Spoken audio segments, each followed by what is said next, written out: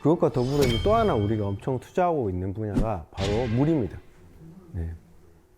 그래서 이제 지금 왜 우리가 이런 물에 대해서 기업이나 국가들이 투자를 하고 있는지 좀 볼 필요가 있는 거죠. 지금 아까 말씀드린 것처럼 지구 곳곳에서 이제 기후변화로 인해 발생한다는 그 자연재해라고 말하는 것에 한 70% 이상이 대부분 물과 관련이 있어요.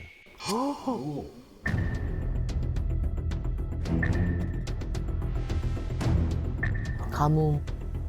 집중호우, 물이 너무 많거나 적거나 이런 문제가 되는 거죠. 그러면 이제 우리가 할 수 있는 건 지금 너무 부족해도 문제고 넘쳐도 문제이기 때문에 국가 차원에서는 이제 물그릇이 필요한 거지. 그렇죠. 우리가 물그릇을 확보해서 안정적으로 관리를 해야지 뭐 홍수가 왔을 때도 문제 안 생기고 가뭄에서 올 수 있는 피해도 줄일 수 있고 이런 것들을 최소화할 수 있는 걸 깨닫고 더 많은 투자를 하고 그래서 이제 시장 규모도 계속해서 커지고 있는 거죠. 자, 많은 나라들이 그래서 이제 물그릇을 확보한다고 지금 많은 일들을 벌이고 있는데 그럼 여기서 물그릇이 뭘까요? 국가 차원에서 본다면 댐일 거예요. 바로 그게 이제 물그릇을 만든다는 게 댐을 건설하는 건데 두 개의 댐이 있습니다. 웅장하다 아주. 와. 자, 미국의 샌 빈센테 댐 그리고 일본의 가와베가와 댐. 미국 이 댐은 굉장히 성공한 사례로 꼽히고 있는데요. 40년대에 지어졌지만 이 캘리포니아의 이제 최악의 가뭄을 막아줬던 훌륭한 사례로 남아 있어요. 역시. 근데 이 댐도 처음에 지을 때는 굉장히 비판을 많이 받았어요. 왜요? 왜냐면 그때 당시에는 약 6,607억 정도의 어마어마한 돈이 들어갔기 때문에 과연 이 정도의 비용을 투자하는 것이 맞느냐. 가치가 있나? 근데 캘리포니아에 이제 얼마 전에 1,200만년만에 대가뭄이 왔을 때 주민들의 생활용수, 뭐 공업용수, 농업용수에 문제가 안 생긴 거예요. 와, 대박이다. 그거 한 번으로도 충분히 가치가 있네요. 그렇죠. 왜냐하면 가뭄으로 인한 피해는 그거보다 훨씬 더 컸을 것이라고 보고 가뭄뿐만 아니라 84년에 이제 힐러리라는 대형 헤리케인이 왔을 때 피해도 최소화시켜줬죠. 이제 물을 가둬둠으로써 돈 쓴 보람이 있는 댐이 된 거고 이 일본 댐의 경우는 조금 케이스가 다른 게 소잃고 외양간 고친 격의 댐이 돼버렸어요. 왜요? 일본 정부가 실제 1966년부터 이 댐을 건설하려고 계획을 했는데 네. 당시에 이제 주민들의 반대가 너무 심했던 거죠. 홍수를 제대로 막아낼지 모르겠다. 또 뭐 여러 가지 환경적인 이유가 있다. 수용성이 떨어진 거죠. 그래서 일본 역사상 최초로 댐 건설이 중단된 사례로 남아 있었어요. 근데 이제 하지만 2020년에 네. 구마모토현에 엄청난 대규모 홍수가 발생합니다. 며칠 동안 기록적으로 쏟아진 비로 인해서 수많은 인명피해, 가옥이 물에 잠기고 엄청난 경제적 피해가 발생하게 됩니다. 그렇게 됨으로써 이 사람들이 이제 깨닫게 된 거죠. 다시 이제 댐을 건설해야 되겠다라고 해서 뒤늦게 다시 짓고 있는 상황이 된 거죠. 그러네요.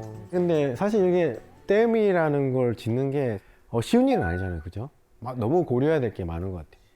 근데 이제 지금 이 사례와는 달리 새로 짓는 것 말고 변화를 주는 거죠. 예를 들면 프랑스 같은 경우에는 1990년대 수륙 발전용으로만 쓰이던 그런 댐을 구조 변경을 해서 가뭄에 대한 수위 조절도 하고 홍수 방지도 하고 뭐 농업용수 공급 그 다음에 뭐 운송, 관광 이런 데 다양하게 쓸 수 있게 다목적 댐으로 변신시켜서 성공을 시킨 사례도 있어요.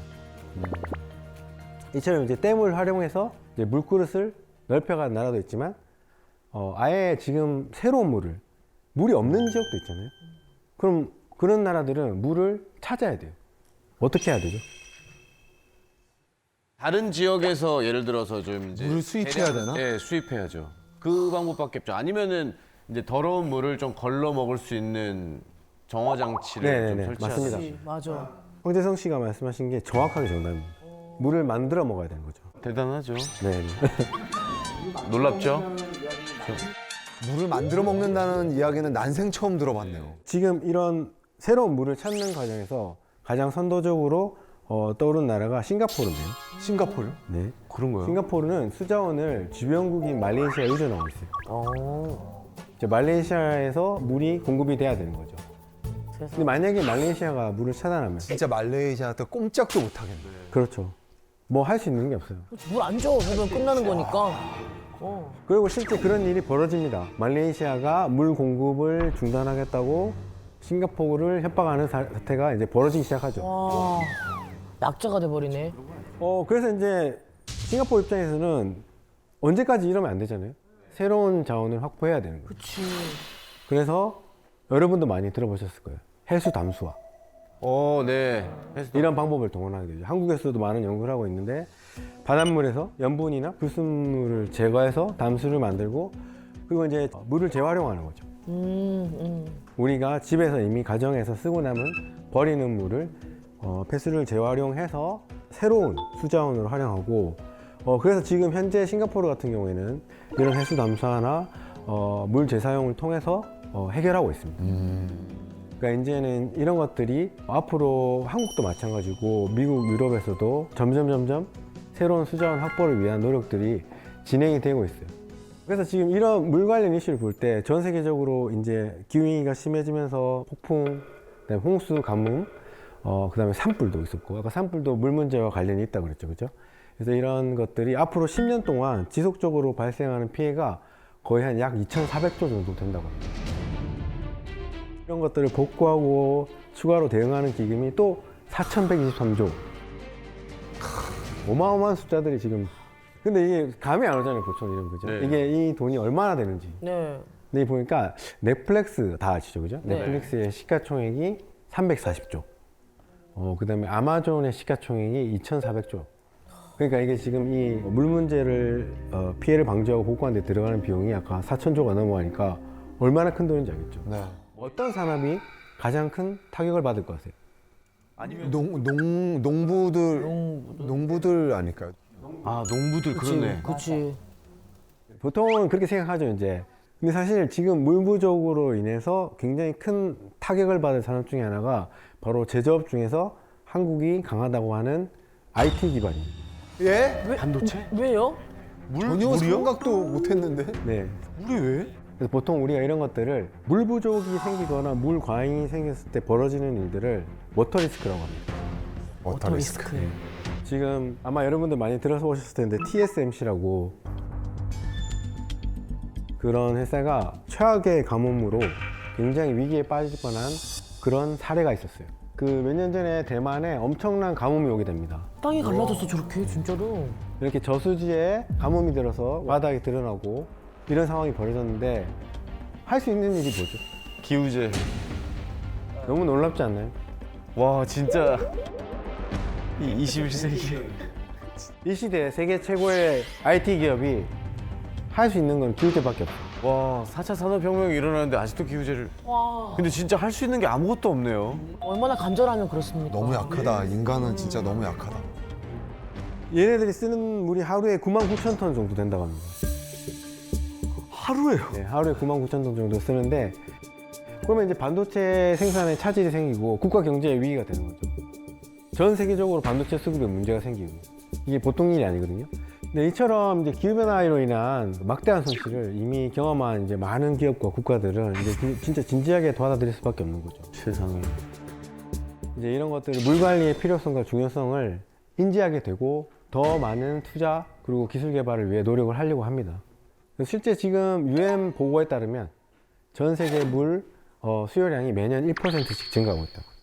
왜 그렇죠? 근데 이제 매년 이제 1%씩 증가하고 있는데 문제는 지금으로부터 한 6년 지나서 2030년 정도 됐을 때는 전체 필요량의 40%는 공급이 안 될 거라고 보고 있어요.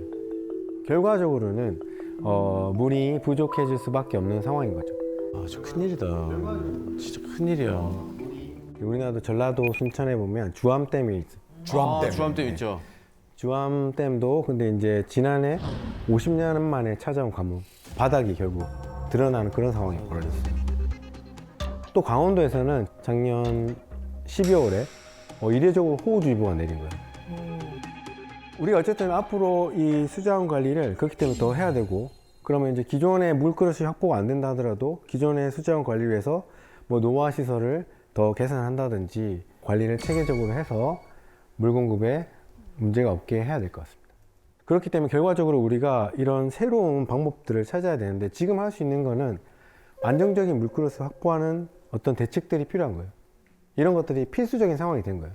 그러니까 기후변화로 인한 집중호우, 극단적인 가뭄 이런 게 이제 인명과 재산에 우리에게 어떤 피해를 끼치는, 그리고 이런 것들이 더 많이 발생할 거라 의심이 되는 지역은 댐 건설이 불가피한 상황이기 때문에 우리가 단순히 이거를 그냥 뭐 토목공사, 대규모 건설공사 이런 측면으로 보는 게 아니라 기후변화에 적응하기 위한, 우리가 지금 재난에 대응하기 위한 물그릇을 확보한다는 그런 조절할 수 있는 네. 기능을 할 수 있는 새로운 적응 기술을 하나를 보고 우리가 고민을 해야 된다는 거예요. 그리고 이제 지금 정부도 마찬가지고 뭐 아마 지자체도 마찬가지고 관련 기관들은 재난 방지를 위해 다양한 노력을 하고 있는 것 같아요. 그러면 이제 앞으로 우리가 이 침수의 현장에 본인이, 나 자신이나 내 가족이나 내 주변 사람이 있을 수도 있는 거예요.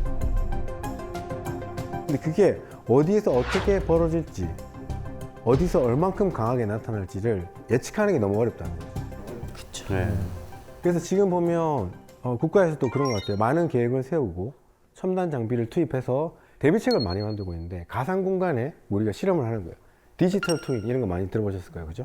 이런 것들을 이용해서 미래의 재난에 대비할 수 있게끔 우리가 여기 어떤 처방을 해야 되는지 디지털로 만들어 보는 거예요. 그러면 이제 우리가 미리 거기다가 어떤 시설을 안 만들어도 예측해 볼 수 있는 거예요. 아, 그러면 우리가 이 정도에 여기에 뭐 뚝을 세우면 되는구나, 방주제를 만들면 되는, 하천폭을 넓히면 되는구나. 그러면 이제 이렇게 대응이 되니까 그러면 이제 실제 공사를 할 수 있겠죠.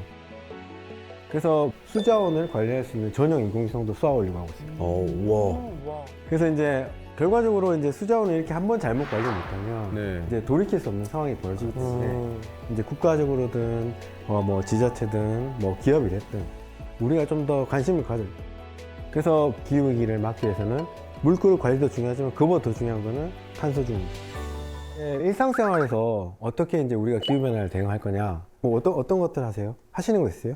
비건으로 된 제품들을 많이 사용하려고 노력을 하는 거.